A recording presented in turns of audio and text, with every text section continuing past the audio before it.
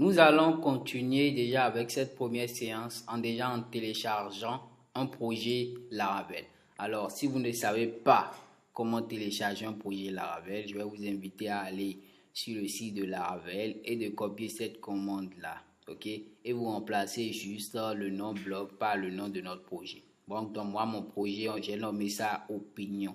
Donc, vous allez copier cela et vous allez aller au niveau de votre terminal. Je vais couper mon serveur. Hop. Donc, vous collez cette commande-là, là. Donc, si vous collez cette commande, je le dis, vous remplacez blog par opinion, ok? Et vous validez. Donc, si vous validez cela, cela va vous créer, et en quelque sorte, le dossier opinion qui va contenir tous les dossiers nécessaires pour notre application. Donc, je vais me rendre au niveau de mon projet. Je vais fermer. Voilà. Donc, je vais me rendre au niveau de mon projet. C'est des opinions. Donc, je tape la commande PHP artisan serve pour voir si tout s'est bien passé. Donc, on va attendre que le serveur se démarre.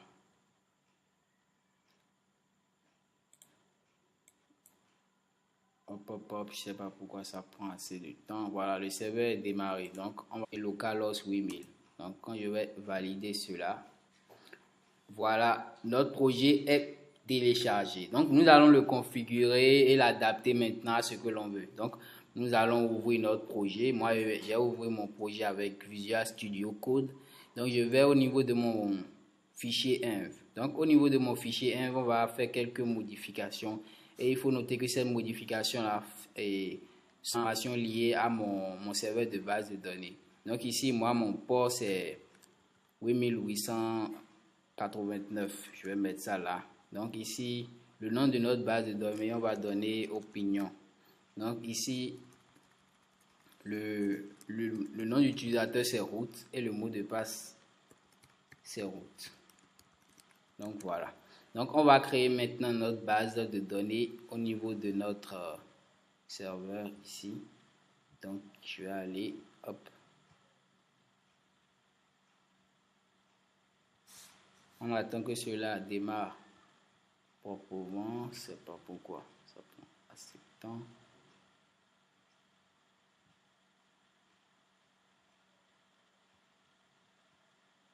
Bon, en attendant que cela se charge, nous allons quand même avancer.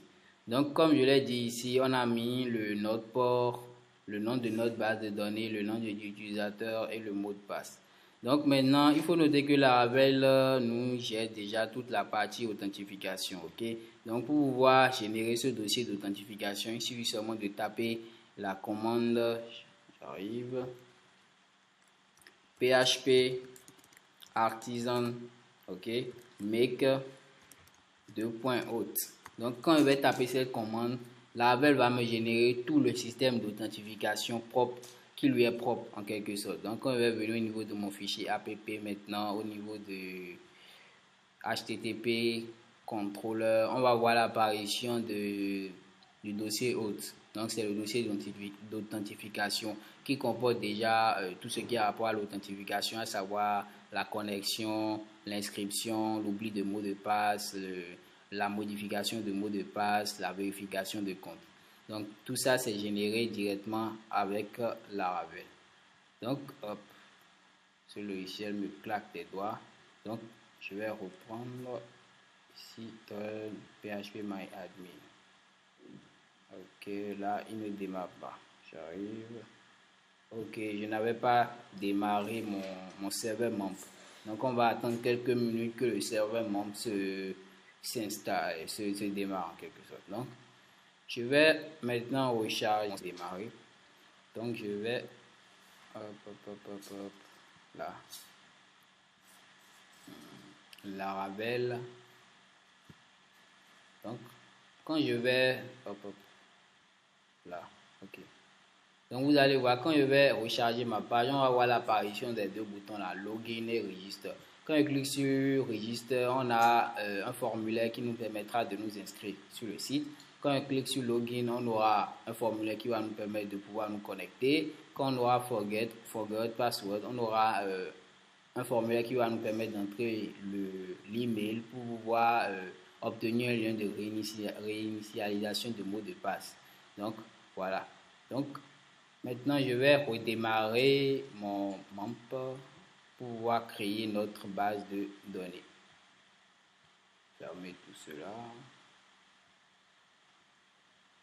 En attendant que cela démarre toujours, on va créer tous les modèles et les contrôleurs. Les modèles, les contrôleurs et les tables nécessaires pour la réalisation de notre application.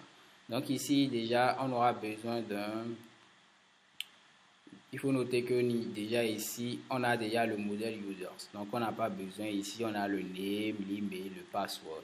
Donc voilà en quelque sorte ce qu'on avait mis déjà au niveau de notre schéma UML ici. Donc on avait l'email, le mot de passe et le name. Donc c'est exactement ce qui est là. Donc à part cela, on a besoin, comme on l'a dit tout à l'heure, j'arrive, je vais mettre, voilà. Hop, hop, voilà. Donc ici on a l'événement. Donc on va créer la table, le contrôleur et le modèle événement. Pour faire cela, il suffit seulement de taper la commande php artisan make modèle. On va nommer notre modèle event, ok, et il faut mettre l'option "-a" pour dire que Laravel, s'il te plaît, crée-moi toutes les fonctionnalités qui ont rapport à ça, à savoir le modèle, comment on dit, la base de données et le contrôleur.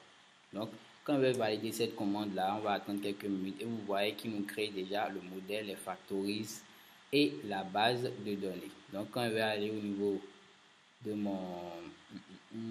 je vais aller au niveau de, voilà, vous voyez au niveau du modèle, on a déjà la classe du modèle qui est là.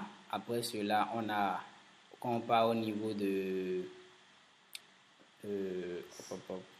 database migration, on va voir la table event qui est là aussi. Donc on va configurer directement là.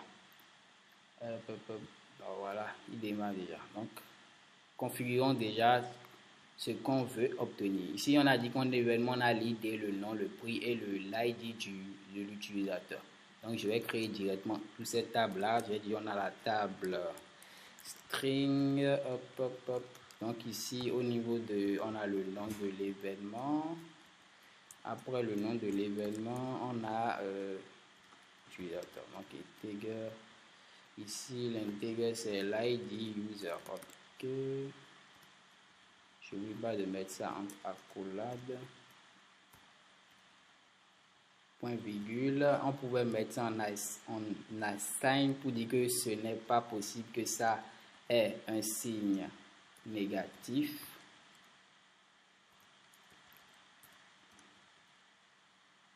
Sign. Il m'échappe dedans. Il me donne même pas la main. Donc voilà. Pour dire que c'est que l'id user ne doit pas être négatif en quelque sorte. Donc voilà. Donc voilà, bon, on n'aura pas besoin de mettre une relation clé étrangère, mais si vous voulez, vous pouvez le faire. Mais bon, nous on n'aura pas besoin de ça parce qu'on va l'enregistrer automatiquement. Mais si vous voulez, vous pouvez le faire, ça ne dérange pas. Donc je vais créer maintenant ma base de données. On a nommé la base de données opinion. Donc je vais mettre ici opinion. J'ai rien de préciser ici. Voilà, hop. Donc voilà, parfait. Notre base de données est créée. Notre base de données opinion. Voilà, parfait.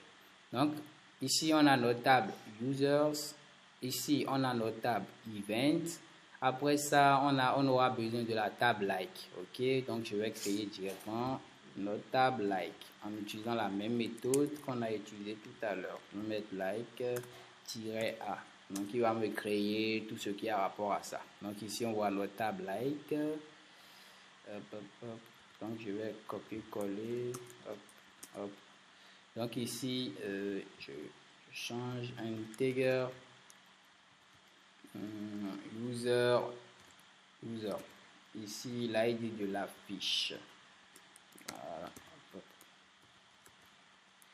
Je n'oublie pas de changer ici. String. Voilà. Donc voilà ce qu'on a. Voilà, parfait. Donc maintenant on va déjà, étant donné qu'on a déjà créé tous nos tables, tout est parfait là. Tout est parfait. Donc on va maintenant dire à faire, comment dire, transférer tous ces tables là au niveau de notre base de données opinion là-bas. Donc la commande c'est php artisan non, oui, php artisan make, non, c'est pas make migrate, c'est migrate. PHP artisan migrate. Donc il va migrer directement tous nos tables au niveau de notre base de données. Voilà, donc voilà, je savais qu'on allait tomber sur une erreur pareille. Donc comment résoudre cette erreur là? Qu'est-ce qu'il dit? Il dit accès spécifié syntaxe erreur au niveau de l'email. Donc il y a une erreur de syntaxe au niveau de notre email, au niveau de l'événement. Je sais pas trop. Syntaxe erreur. Voilà. Donc au fait, il faut noter que là, c'est une erreur souvent qui est générée, qui revient souvent lorsqu'on installe pour la première fois un projet Laravel. Donc, comment régler cette erreur-là? Il suffit seulement d'aller au niveau de notre fichier app. Je ferme le contrôleur. Aller au niveau de provider, app provider et faire quelques vérifications ici.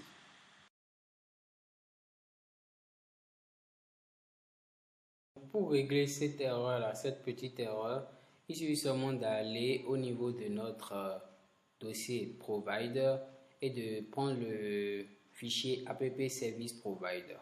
Donc au niveau de ce fichier-là, ok, nous allons ajouter cette ligne-là, schéma 2.2.default string length. C'est pour spécifier à l'arrêt que nous acceptons de longues chaînes de caractères. Et surtout, quand vous écrivez cela, n'oubliez pas d'importer la façade schéma.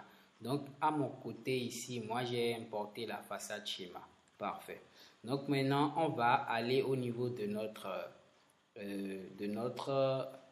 base de données et nous allons quand même supprimer les tables qui ont été créées. Donc, à mon niveau ici, moi, j'ai déjà supprimé ces différentes tables-là. Donc, une fois que vous avez supprimé ces différentes tables, je vais vous montrer. Toutes ces tables sont supprimées. OK? Donc, toutes mes tables ont été supprimées. Donc, vous repartez maintenant au niveau de votre terminal. Donc, je vais au niveau de mon terminal et vous retapez maintenant la commande php artisan migrate. OK? Donc, si vous retapez cette commande-là et tout se passe bien, il va vous générer toutes les différentes tables. OK? Donc, toutes les différentes tables sont là. Donc, si je repars maintenant au niveau de ma base de données et que je recharge, vous allez voir que toutes ces tables ont été créées. Parfait. Donc, une fois que toutes ces tables ont été créées, nous allons procéder, ok, à un test. Donc, je vais aller au niveau de mon application ici. Hop, hop, hop. Donc, je vais essayer de m'inscrire. Donc, je viens au niveau de Register. Donc, pour notre cas ici, on va choisir jeune entrepreneur. Donc, on enregistre jeune entrepreneur. On prend comme mot de passe john0@do.fr. On prend mot de passe. On choisit, on écrit son mot de passe. Et on confirme son mot de passe. Et on enregistre. Parfait. Donc, une fois que j'ai enregistré, vous voyez directement, il m'a dirigé vers la page utilisateur. Alors, cette page utilisateur-là, maintenant, on va essayer de la modifier et l'adapter à ce qu'on veut. Alors, qu'est-ce qu'on veut ici? On veut quand même pouvoir créer un formulaire automatiquement et ce formulaire va permettre d'enregistrer un événement. Donc, dans mon cas ici, je ne vais pas me déranger à écrire le long code du formulaire. Si il suffit seulement d'aller au niveau de Bootstrap, vous prenez un joli formulaire ici. Par exemple, moi, j'ai choisi ce formulaire-là. Donc, voilà, vous copiez le code au niveau de votre fichier. Donc, quel fichier? vous allez au niveau de votre fichier home, ok. Donc n'oubliez pas, c'est au niveau du fichier home en PHP qui nous offre cette page là. Donc c'est ce fichier on veut modifier. Donc on enlève le URL login et on va copier notre code. Donc moi j'ai déjà copié mon code et je vous invite à faire la même chose. Ok, je vais expliquer un peu ce code là.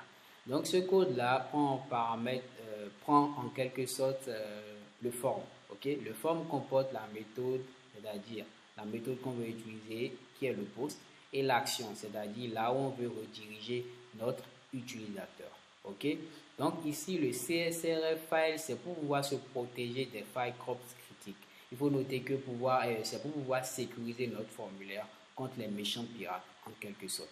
Donc à part cela, maintenant on a le nom de l'événement que j'ai ajouté ici au niveau de label et toutes les descriptions, placeholder.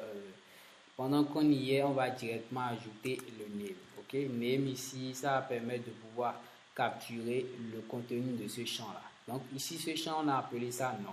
Donc je vais mettre nom ici. Ok, à part ce champ on a le name et on a le prix. Donc le prix, je vais ajouter name prix. Sauvegarde. Et on a la photo. Donc ici je mets name photo. Voilà. Donc ici, voilà, enregistrer et qui nous permet d'enregistrer. Donc il faut noter que si directement pas avec ça, je vais au niveau de mon navigateur, je recharge la page, il y aura forcément une erreur parce qu'il va nous dire qu'il ne connaît pas la route event create. Donc parfait. On va essayer ou bien on va créer cette route là. Donc comment créer cette route là? On va copier-coller cette route et on va juste modifier. Ok, voilà, ici je vais mettre event, je vais mettre create tout court. Ici je vais mettre post parce que le formulaire envoyé en post. Donc ici post. Donc ici je vais utiliser le contrôleur event controller que j'avais déjà créé au niveau lorsque je générais les différentes tables de ma base de données, si vous vous rappelez bien. Donc event controller est là. Donc je mets event controller arrobase. Bon, là on va utiliser l'index. Ok, bon, on va utiliser, bon, ouais, utilisons l'index. Ok, on va utiliser la méthode index. Et ici on avait donné un nom, event sous-create. Ok, c'est ce nom là on avait utilisé directement pour appeler ce URL là. Donc ici il faut noter, si je recharge maintenant cette page, normalement il ne doit plus avoir d'erreur. Et parfait, ça se charge, il n'y a plus d'erreur. Donc déjà l'utilisateur peut enregistrer, mettre un prix, ajouter une photo et enregistrer. Parfait.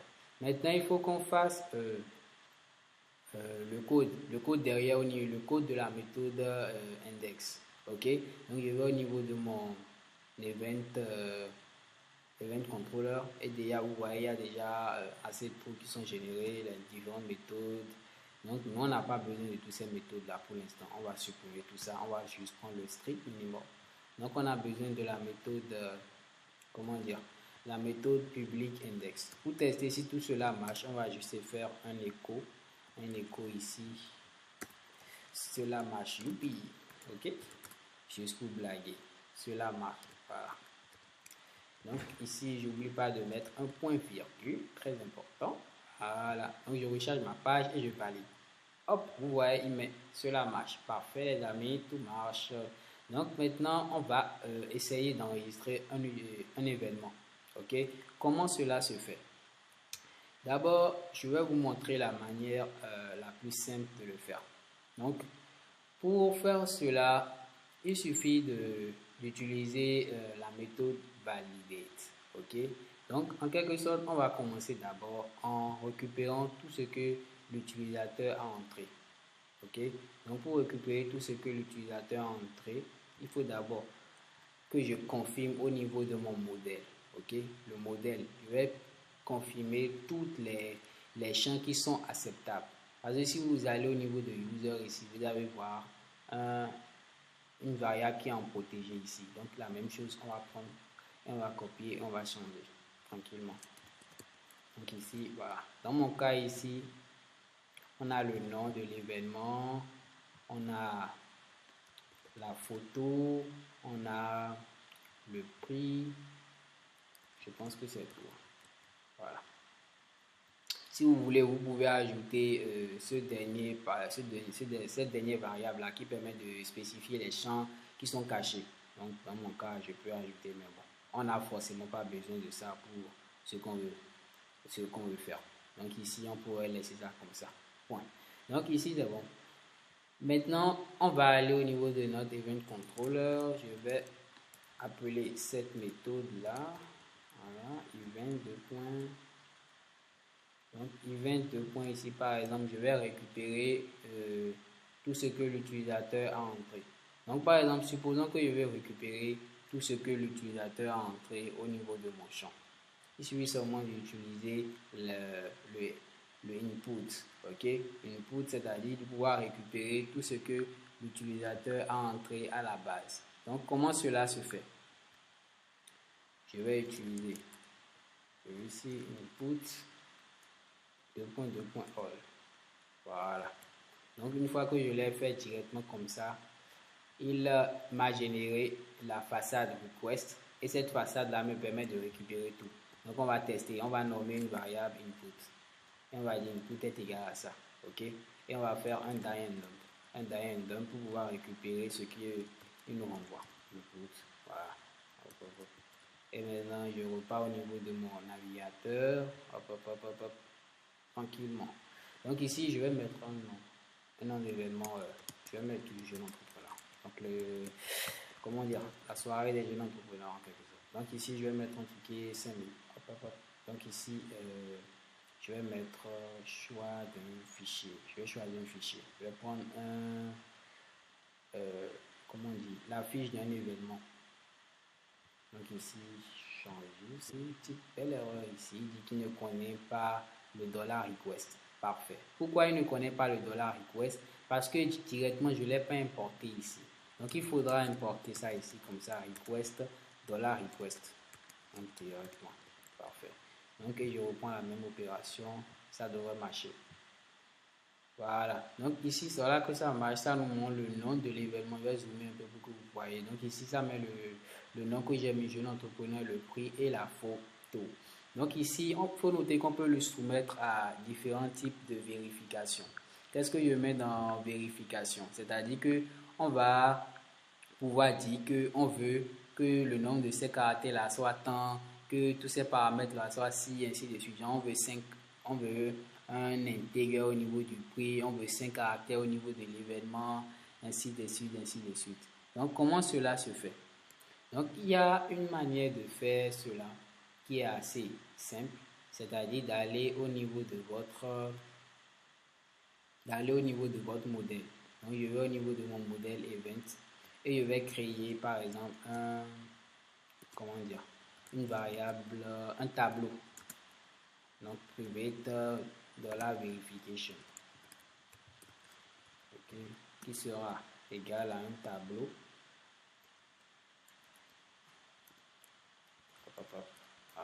Voilà. Donc, ce tableau-là va contenir les différents champs et les vérifications que j'ai à mettre là-dessus. Donc, ici, je mets name. Donc, quand on prend le name est obligé. Request. Donc, après le name, on a le prix. Donc, je prends le prix. Le prix aussi est obligé de remplir. Donc, il doit remplir forcément ce champ-là. Et le dernier, c'est la photo. Donc, je mets une photo. Et la photo aussi est obligée d'être remplie. Hop, hop, hop. Voilà. Donc, voilà. Bon, je pense en même temps que la fin. Parfait. Donc, une fois que j'ai mis cette vérification, il faudra juste que je fasse une injection de dépendance au niveau lors de ma vérification là-bas. Donc, je vais utiliser la variable validate. Validate me permet de pouvoir valider directement une information. Ok, je vais vous l'expliquer directement en prenant juste un exemple palpable à travers un code et vous allez voir que c'est rien de compliqué. Ok, donc je vais prendre un code simple. Donc, je vais aller, je vous donne monsieur. Voilà, je vais trouver. Donc, je vais prendre, voilà, là, et je vais vous l'expliquer à travers cela. Non, c'est pas celui-ci. Voilà, ça. Je vais aller ici. Voilà. Voilà. Par exemple, vous voyez là, il a été créé une vérification. Cette vérification permet de pouvoir faire des tests sur tous les champs que l'utilisateur entre. Maintenant, comment utiliser cette vérification? Je vais vous le montrer. On y va au niveau de contrôleur, ici, event. Donc ici, directement, comment le faire? Il suffit seulement d'aller là. J'arrive, je cherche.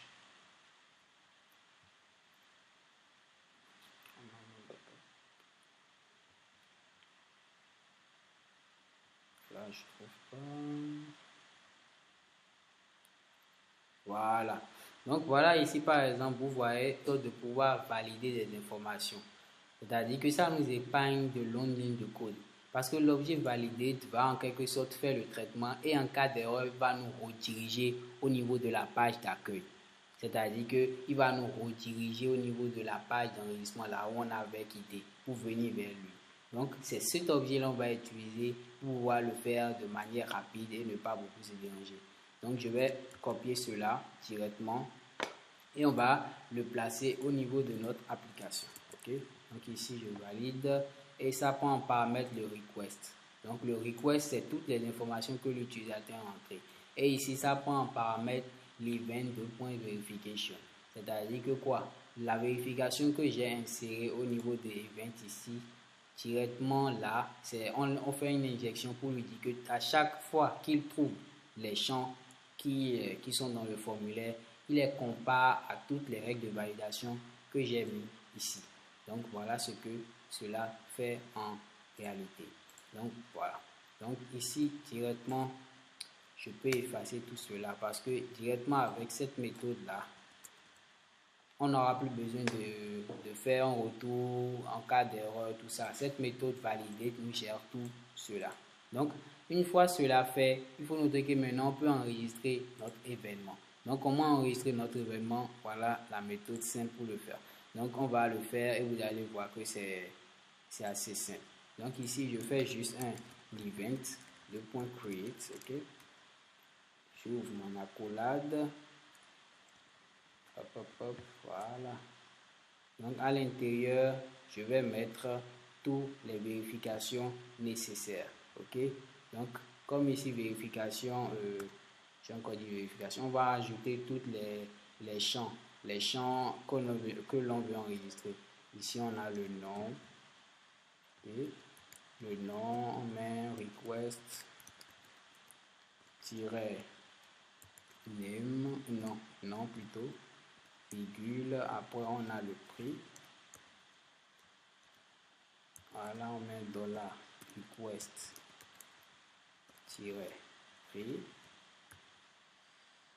virgule. Ici après cela on a la photo.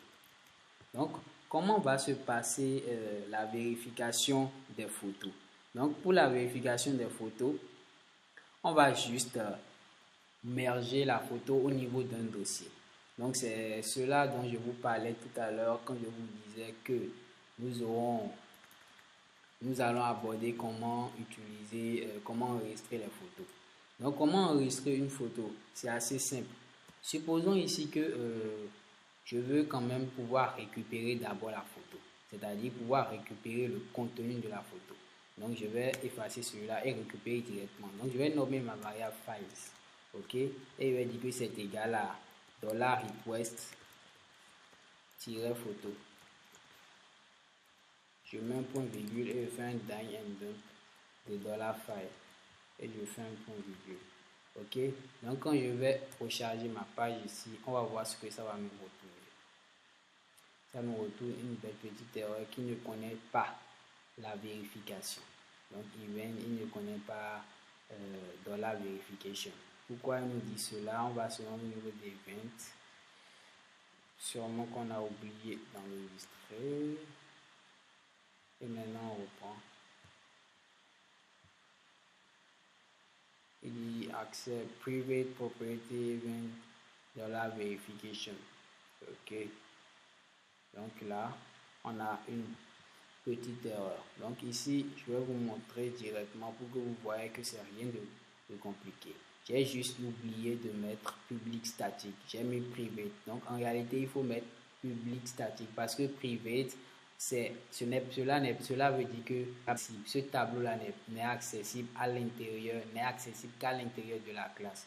Donc pour être accessible n'importe où au niveau de nos différentes autres classes, on a besoin de la mettre en public. Donc je corrige ça directement ici.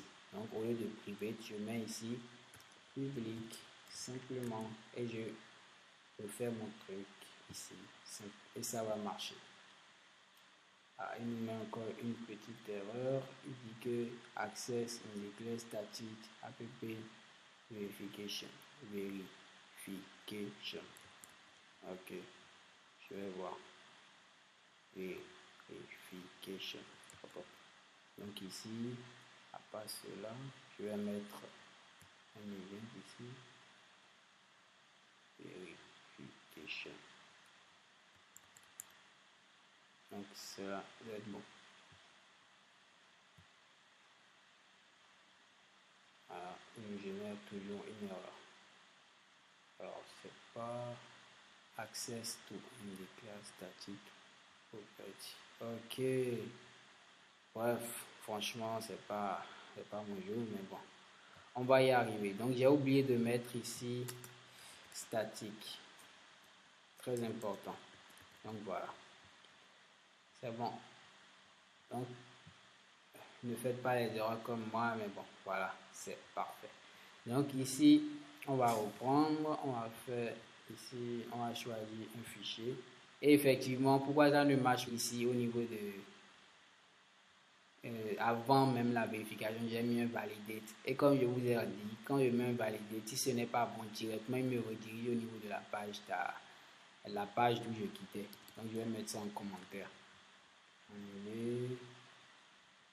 Et je vais me choisir maintenant une image. Et je valide. Voilà. Vous voyez, là, je stocke directement l'image. Donc, voilà. Donc, ici, déjà, il faut noter qu'on a pu quand même comprendre comment nous allons quand même en utilisant l'objet validate. Alors, merci d'avoir suivi cette deuxième partie de tutoriel sur la réalisation d'un système de like. Pour le prochain tuto, nous allons quand même enregistrer un événement, afficher l'événement et nous allons finir en commençant le système de like et de dislike. C'est-à-dire que nous allons créer le formulaire, en quelque sorte le bouton d'aime, de j'aime. Et pour pouvoir implémenter, je vais vous expliquer comment se passe la procédure derrière. Si tu as aimé cette vidéo ou si vous avez aimé cette vidéo, merci de mettre un petit pouce pour m'encourager, ça me ferait beaucoup plaisir. Et si vous avez des questions, des préoccupations, mettez-les en commentaire et je ferai un plaisir de vous répondre. Ciao, ciao et à tout à l'heure.